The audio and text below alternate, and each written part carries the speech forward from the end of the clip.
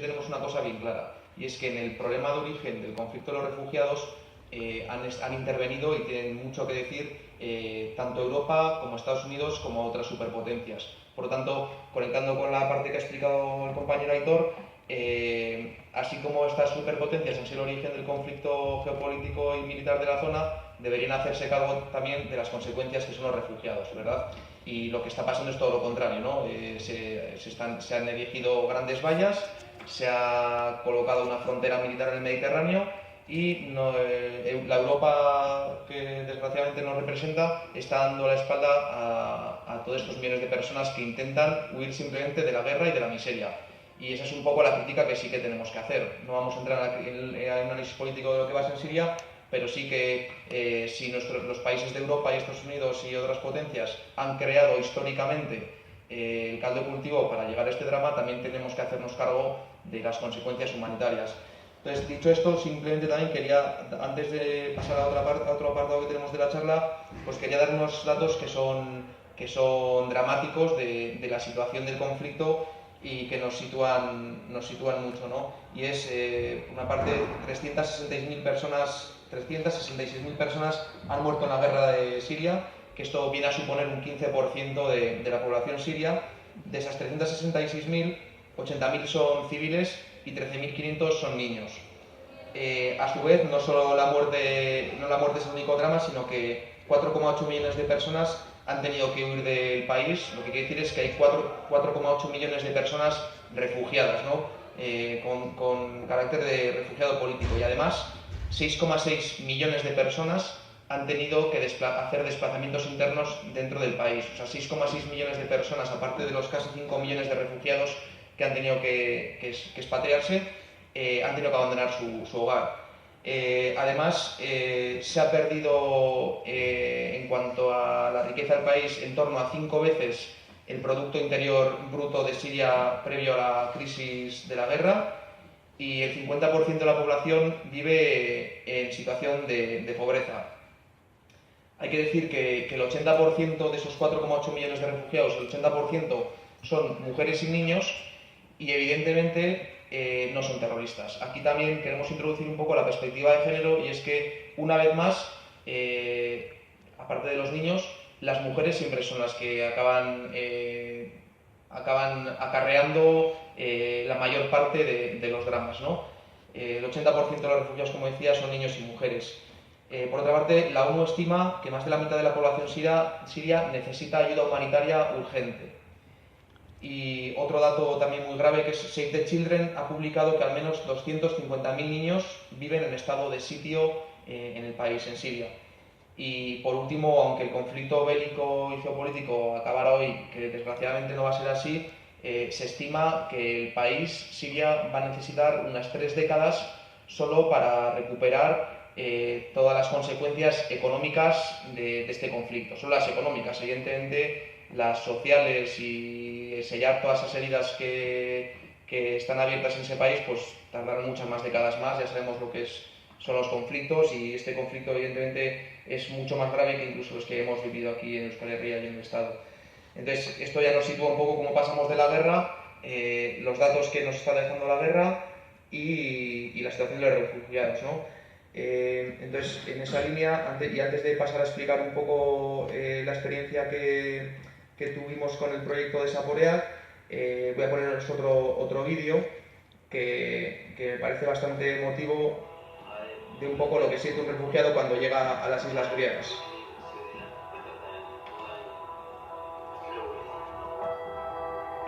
Este es el campamento de Souda en la isla de Chios.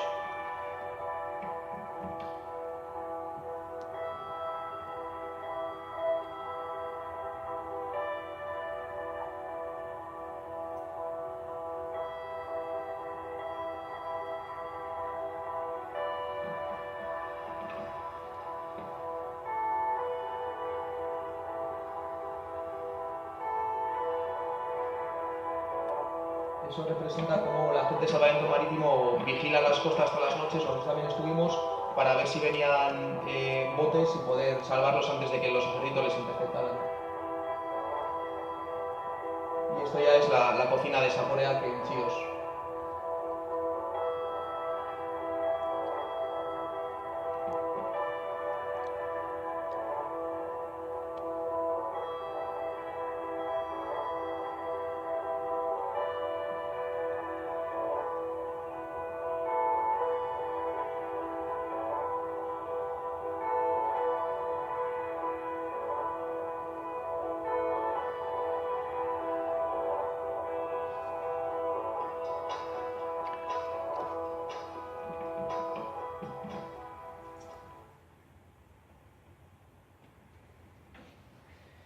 Bueno, y ahora voy a pasar un poco a explicar cuál fue la experiencia una vez que terminamos la caravana de Grecia, ¿no? Con la que fuimos desde Gasteiz hasta Tesalónica y Atenas, pues ya pasamos, decidimos dar otro paso más y decidimos ir a la isla de Chios. Es una isla que está a escasos 5, es una isla griega que está a escasos 5 kilómetros de Turquía, y porque allí hay 3 campos de refugiados que tienen en torno a 5.000 personas, y una organización de Euskal Herria, Zaporeak en concreto, había montado allí un proyecto que se basaba fundamentalmente en dar de comer a las personas migradas y a las refugiadas, ¿no? Tengo que pedir disculpas porque hemos tenido un problema técnico y la presentación que tenía la he perdido, pero sí que he conseguido rescatar una serie de imágenes que espero que me ayuden a apoyarme para la presentación, y aunque no sean muy buenas, pues tendré que esforzarme más con la palabra. Aquí vemos como primera imagen la situación de los refugiados cuando comenzó, por lo menos en Grecia, porque el drama en Italia ya era anterior. Cuando comenzó el drama, cuando comenzó el drama en Grecia, los refugiados llegaban, como se ve en esta foto, o sea, llegaban a la isla en botes que organizaban las mafias en Turquía, y pues llegaban a tierra griega y tenían que ahí adaptarse como pudieran. Se montaban sus chábolas, montaban sus fuegos para comer y demás, y hacían lo que podían, ¿no? Entonces, evidentemente, lo primero que surgió desde Europa y desde Euskal Herria también, la primera emergencia era la emergencia del mar, la emergencia de los botes viniendo. Son botes, no voy a poder enseñar fotos, pero dan miedo cómo venían. Entonces, las primeras ONGs que fueron ONGs tipo salvamento marítimo humanitario. O sea, lo principal era avistar cuando venían los barcos por la noche, ir a por ellos para traerlos a tierra, ¿no? Pero luego ya en tierra no había, todavía no se había montado una infraestructura para atender a los refugiados. Evidentemente, los gobiernos y los ejércitos no tenían ninguna preocupación en ese sentido, y entonces fue cuando surgió un poco el proyecto de Zaporeak, que venía a presentarlos. Zaporeak, que conoció de la organización de la actividad de salvamento marítimo humanitario en Zumaya. Sabían que ellos había socorristas, bomberos, médicos, personal sanitario atendiendo a todos los barcos, y en principio desde una sociedad gastronómica de Chaurrondo en Donosti, una cuadrilla de jubilados y jubiladas que tenían tiempo para resolver este problema, decidieron ir a visitar a la gente de salvamento marítimo para ver qué estaba pasando allí y a ver si ellos y ellas podían hacer algo, ¿no? Y en principio el proyecto empezó en el que ellos y ellas lo que sabían hacer era cocinar, eran de una sociedad gastronómica, y lo único que querían es ayudar a la gente de salvamento marítimo para su intendencia, ¿no? Para que el movimiento de salvamento marítimo pudiera comer, tuviera un alojamiento digno, y se metieron en ese proyecto. Pero enseguida, evidentemente, el drama que ves allí te va absorbiendo, y te das cuenta que evidentemente no te puedes dar en comer, tu proyecto no puede quedarse en dar de comer a los voluntarios de salvamento, y se decidieron enseguida meterse en la embarcada de empezar a dar de comer a los refugiados. En un principio, como veíamos, los refugiados comían de mala manera en las playas, lo que cada uno podía, lo que se les iba donando, y enseguida la primera fue pues empezar a montar los campamentos de refugiados. Los campamentos de refugiados, desgraciadamente, no los empezó a montar ni la ONU, ni ACNUR, ni nadie. Fueron a base de las ONGs que fueron aterrizando en la isla, como Zaporeak, que empezaron a montar los campamentos. Y aquí veis cómo pues, gente de Zaporeak y con propios refugiados que evidentemente ayudaban, pues empezaron a montar los campos, ¿no? Y hasta montar este campo, que es el que hemos visto antes en un vídeo, que es el campo de Souda. Este ya está perfeccionado. Al principio ya pues era todo a base de mantas, como veía, y plásticos. Se fueron montando ya las casetas estándar que tiene ACNUR, y más o menos es un campo de refugiados digno. Claro, digno quiere decir que tienen un techo, pero evidentemente no tienen baños compartidos y escasos, el agua corriente la tiene una única fuente, lo que es el pavimento es tierra, y cuando llueve está todo totalmente embarrado. Por lo tanto, pues, hubieron un poco del chabolismo para estar en un campo de refugiados un poco ordenado. Y entonces fue cuando Zaporeak dio el paso de decir, bueno, pues vamos a ayudarles a establecerse por lo menos en algo digno como campo de refugiados, y vamos a empezarles a dar comidas. Y aquí vemos pues, los primeros grupos de trabajo de Saporeac, cómo empezaban a dar de comer a los refugiados y se les daba, no sé si lo veis ahí en la foto de esta chica que le da al niño, se les daba una especie de sopa en un vaso con un mendrugo de pan. Eso es todo lo que en un principio de urgencia Saporeac consiguió empezar a dar, ¿no? Desde un punto de vista, el límite económico de la comida, para comprar la comida, y también el límite de que allí no había ni cocina ni nada. Entonces, montar unos fogones en la propia calle para cocinar esta sopa rica en hidratos de carbono y tal, y así se les empezó a dar una comida que tenía en torno a 300 calorías al día. Eso son unos valores nutricionales inaceptables. Necesitamos, se considera por las autoridades sanitarias que una dieta correcta tiene que rondar en torno a las 2000 kilocalorías al día y no se llegaba, ¿no? Pero eran primeros parches que Saporeac empezaba a dar. Pues como veis aquí encima era todo encima bajo una irregularidad total. Aquellos primeros campos de refugiados que empezaron a improvisar entre las ONGs se empezaron a convertir en campos militarizados. Enseguida los gobiernos empezaron a ver que eso tenían que regularizarlo y siempre lo regularizan para mal. Siempre lo que primero que se hace es colocar una valla y hacer un control policial y militar. Eso cosa que obstaculizaba pues incluso dar la comida. Como veis, se llegaba a momentos en el que había que repartir la comida atravesando la valla con las manos.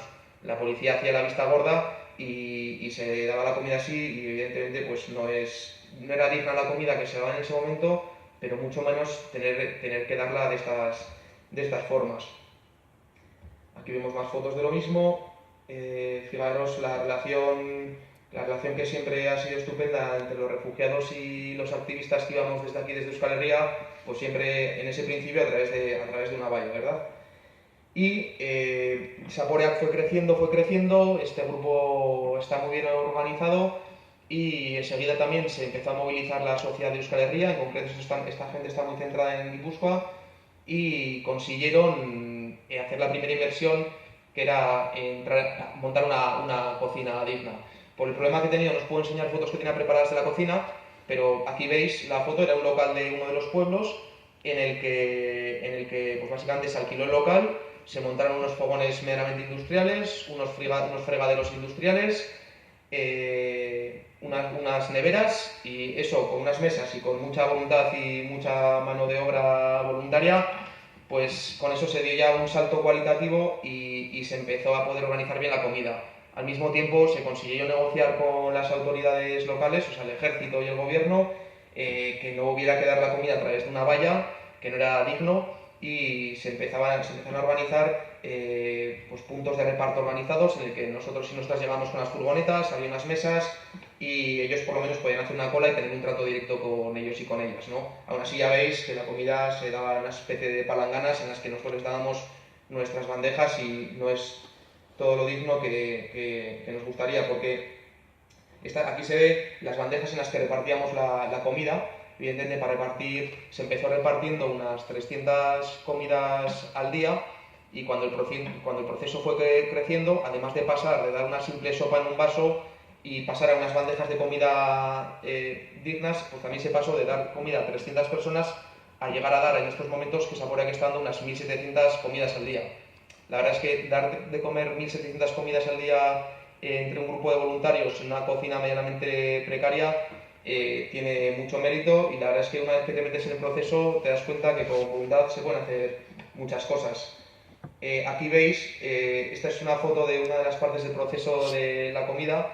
Os explico un poco, el día en Chios con Saporeac era básicamente despertarse a las 6 de la mañana, subir a la cocina hacia las 6:30, de 6:30 a 7 desayunamos entre todas y todos los voluntarios, desayunamos allí y a las 7 empezamos a cocinar. Más o menos de 7 a 11:30 se preparaba toda la comida y luego a las 11:30, de 11:30 a 1 empezaba el proceso de emplatado, como veis aquí, ¿no? Se daba la comida en estas bandejas, claro, para llegar a dar 1700 comidas no hay otra manera, y lo que se hacían eran como unas líneas no sé cómo decirlo, de emplatado, nosotros lo llamábamos, en el que nos poníamos como 6 personas en cada línea de emplatado y cada persona iba colocando una de las partes de la comida, ¿no? Iba pasando la bandeja y uno colocaba el arroz, el otro colocaba la ensalada y otro colocaba el atún, por ejemplo, que damos, y bueno, y aquí veis un poco el estilo de comida que se daba, ¿no? Pues arroz y ensaladas como les gustan allí, del estilo que les gustan allí, ¿no? Porque sí que me gustaría recalcar que Saporea tuvo muy clara una cuestión, y es que no solo quería dar de comer a las personas migradas y a los y las refugiadas, sino que el objetivo iba un poco más allá, y lo que quería hacerse es intentar devolverles o hacerles recuperar un poco de la dignidad perdida en todo el trayecto que han tenido que vivir los refugiados a través de la comida.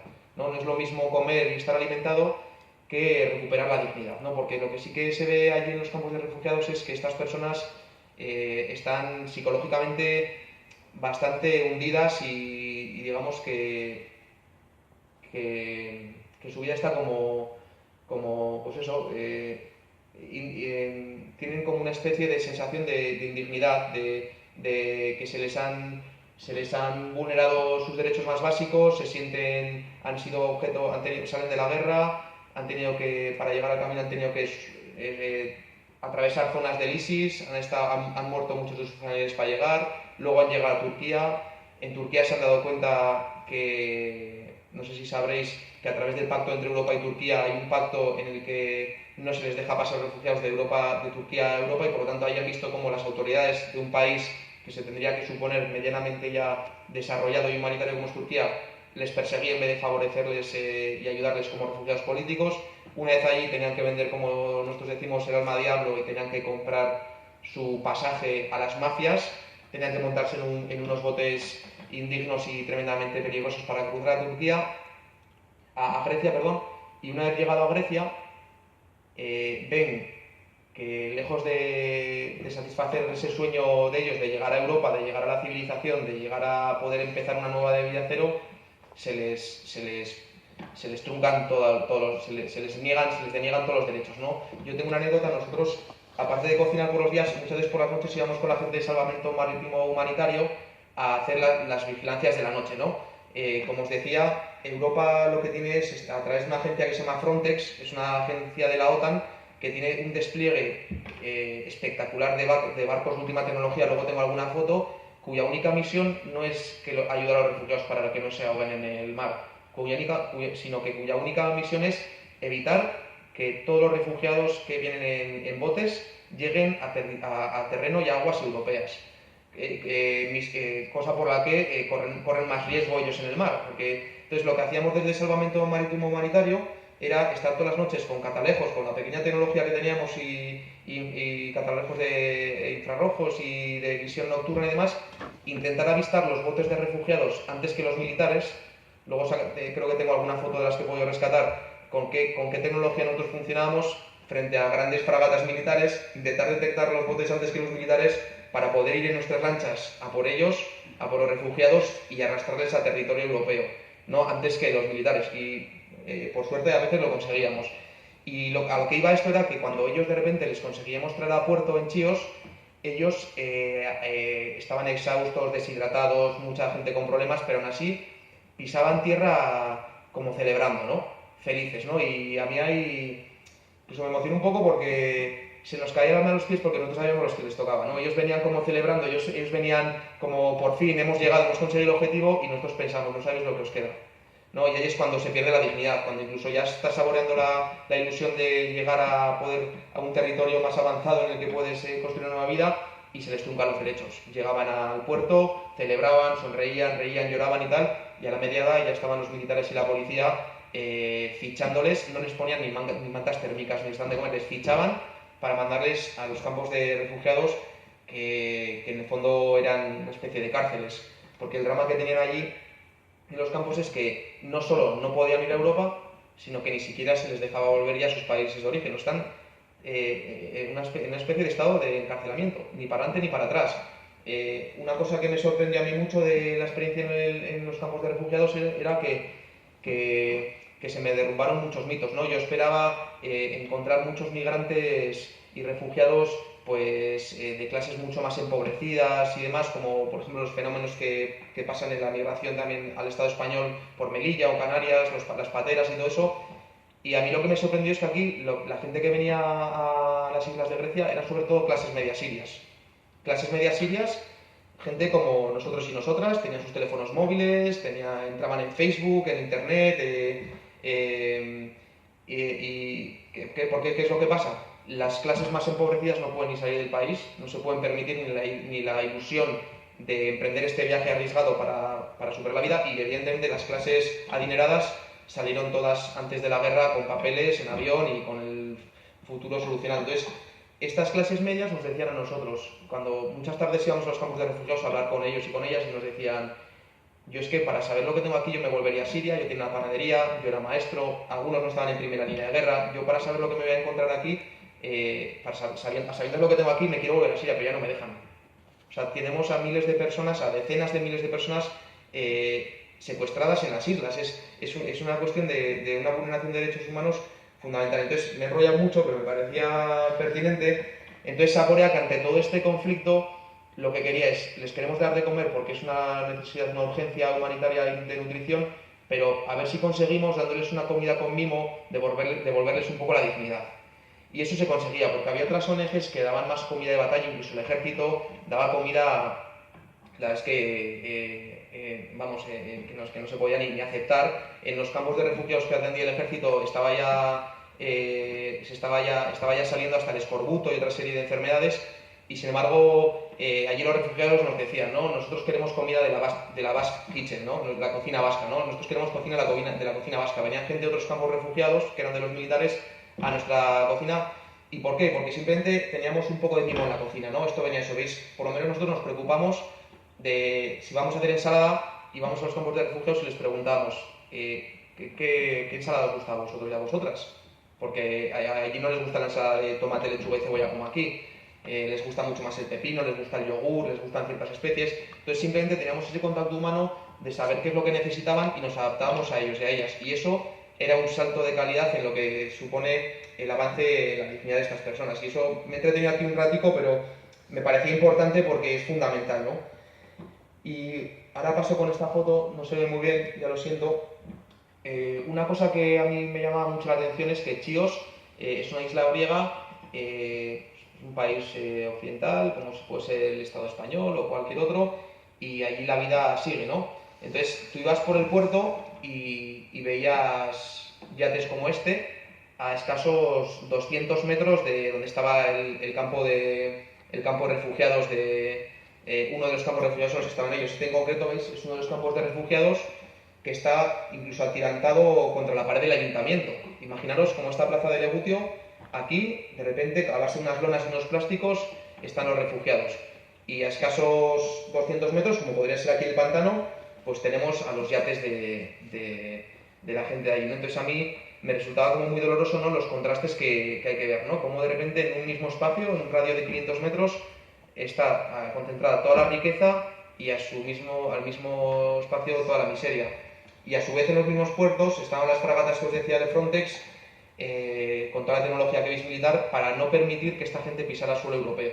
Claro, porque el problema es, lo que ha intentado hacer Europa con esto es, lo voy a decir coloquialmente, a cambio de 3.000 millones de euros, que es el pacto con Turquía, dejarles el marrón a los turcos, ¿vale? Los turcos encantados porque como allí los derechos humanos no tienen que cumplirse con la misma seriedad que en Europa, ellos reciben 3.000 millones y allí les tienen condiciones indignas. Entonces, todo lo que ahora mismo le preocupa a Europa a través del Frontex y todo lo que está gastando dinero en Europa es en que esa gente no pise suelo europeo, porque claro, en el momento que pisan suelo europeo, pues tenemos la vergüenza que pone aquí, ¿no?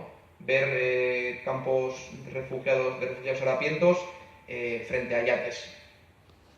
Entonces, esa es toda la política que está haciendo Europa, es que no vengan porque no queremos que nos saquen las vergüenzas. Y a nosotros eso no nos parece algo que corresponde a un continente y unos países avanzados y que tanto enarbolamos los derechos humanos. Aquí os enseño unas fotos que he conseguido rescatar a última hora después del drama técnico que yo también he tenido, y es cómo pasábamos, esta es la gente de Salvamento Marítimo Humanitario, pero algunas noches pasábamos con ellos y con ellas, ¿no? Y habéis visto cómo esta es la tecnología del Frontex y de la OTAN para detectar los botes para que no llegaran a la costa griega, y estas eran nuestras tecnologías. Teníamos aquí pues algunos catalejos de visión nocturna, esto era amaneciendo, y luego con nuestros propios móviles, para saber cómo funciona esto, está todo controlado. Las mafias, a nosotros nos llegan mensajes de Alemania, como las mafias turcas ya emiten mensajes de sale un cayuco, sale un bote, ¿Por qué? Porque las mafias sí que necesitan que los botes lleguen a Grecia, porque en el momento ahí también hay competencia de mafias. Hay mafias que tienen éxito y que llegan sus botes a tierra y mafias que no. Entonces ellos envían mensajes a Alemania, donde tienen digamos, otros puntos de la mafia, para que llegue a Europa la información de que sale un bote para conseguir que llegue a Grecia. Entonces nosotros no teníamos otro remedio que también tener contacto con esas mafias para que nos dijeran cuándo salía bote para nosotros ir a rescatarles. Y, y así era, pues eso, con móviles y con catalejos un poco primarios, pues competíamos con el Frontex. Aquí hay otra foto como nos llegaban cuando no localizábamos un bote, nos mandaban a través del WhatsApp y esto la localización del bote, es decir, está por aquí, ha salido de esta parte de Turquía, ha salido de esta parte, y vamos con los coches divisando toda la isla. Aquí estamos una noche, mira, este soy yo, pues eso, ahí con unos catalejos viendo a ver si venían botes. Y desgraciadamente he perdido las fotos ahora de cómo cuando el fenómeno que decía, cuando llegaban los botes a tierra, esa alegría que os decía antes, como ellos aplaudían, sonreían, tal, y de repente nosotros llorábamos bastante porque era el momento más duro de decir, estáis celebrando y no sabéis lo que os viene todavía. Y he perdido esas fotos, pero si alguno está interesado, me dejáis el email y luego os mando la presentación que tenía preparada, que era bastante ilustrativa, ¿no? Y bueno, por ir terminando, ya a falta de espera que nos hagáis preguntas, inevitablemente hay que hacer otros comentarios, ¿no? Bueno, aquí veis, fíjate, aquí lo he podido rescatar, esto eran los fogones de la cocina, veis ahí como una línea de fogones con grandes peroles, estos peroles tenían como 1,5 metros de alto. Esta era un poco la cocina que teníamos. Cuando ya yo, justo los últimos días antes de marcharme, empezamos a tener unos conflictos graves, y es que hay partidos políticos fascistas en Grecia con una fuerza bastante grande, lo mismo que también los hay en el Estado español, y está empezando a aprender el fascismo también aquí. Y estos partidos ultraderechistas y esta gente neonazi, evidentemente, no quería refugiados ni gente de otras nacionalidades en sus ciudades, ¿no? Ni en sus islas. Y entonces ya cuando ya me estaba yendo empezaron a atacarnos a nosotros, a la gente de Saporeaz, ¿no? Nosotros al final éramos los que estábamos garantizando que estos refugiados y refugiadas tuvieran una acogida medio digna, y por lo tanto nosotros lo que estábamos fomentando es que cada vez más refugiados vinieran a esta isla de Chios. Ellos querían que desaparecieran todas las ONGs de la isla de Chios para que no vinieran refugiados. Y entonces esto fue lo que nos encontramos una mañana cuando, al entrar en la cocina, que habían entrado pues ya fascistas un poco organizados, y nos habían, pues nosotros, claro, por ejemplo, aquí veis que estábamos cocinando garbanzos, los habíamos dejado remojo la noche anterior y nos habían tirado toda la comida. Aquí esta foto no se ve nada bien, pero bueno, nos habían tirado también el resto de la comida por la cocina.